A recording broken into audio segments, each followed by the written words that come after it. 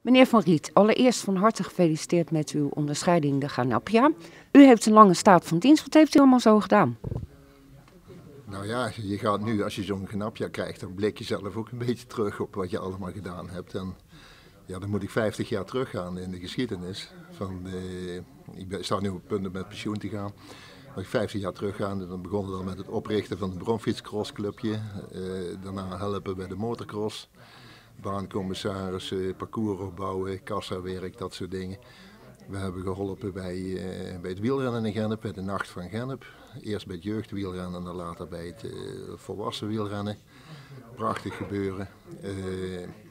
Ik ben betrokken geweest bij de oprichting en de instandhouding van de basketbalvereniging in Gennep. Het bestaat nu inmiddels meer dan 45 jaar. Hele leuke klus.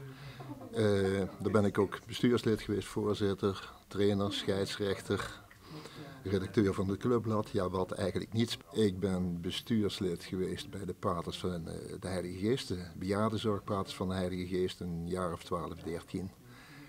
En waar ik heel trots op ben, dat is mijn bestuurslidmaatschap van de Stichting Revue Gennep.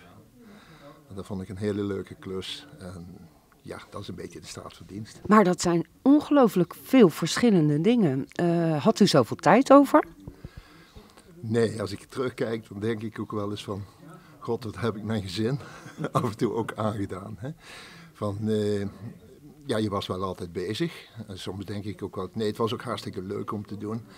En ik heb er altijd ontzettend veel plezier aan beleefd. Dus ik heb het ook nooit als een verplichting beschouwd. En als je dat niet als een verplichting ziet, dan doet het ook geen pijn. Dan doe je het ook graag.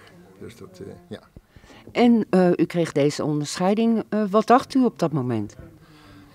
Nou, ik was helemaal beduust. Het was wel het laatste wat ik verwacht had. Want ja, wat ik net al zei, ik ben eigenlijk bezig om met pensioen te gaan. Ik zit in de afrondende fase van mijn werkzame leven. Ik ben mijn opvolgster al aan het werken.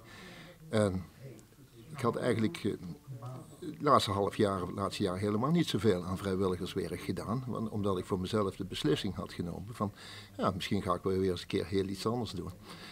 Ja, dan reken je daar helemaal niet op. En dan komt er in één keer, komen mensen van het gemeentebestuur binnen met zo'n onderscheiding. En dan kijk je eerst eens rond of die misschien voor anderen bedoeld is.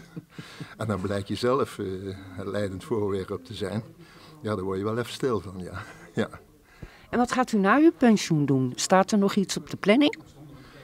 Nou, ik ben nu bezig met het klussen in het huis van mijn jongste zoon. Dat zal binnen een paar maanden afgerond zijn. Ik heb mezelf voorgenomen om de eerste 2-3 maanden niks te doen. Om eens te kijken hoe het is als je je verveelt. Dat heb ik namelijk nooit van mijn leven gedaan. Ik weet ook niet hoe dat is. Misschien valt dat vreselijk tegen, misschien valt het ook wel mee. Maar er komt ongetwijfeld weer iets op mijn pad. Ik ga weer iets doen als vrijwilliger. En ik ga zeker weer iets doen bij de Gennepse Revue. Niet als bestuurslid, maar dan wel op de achtergrond.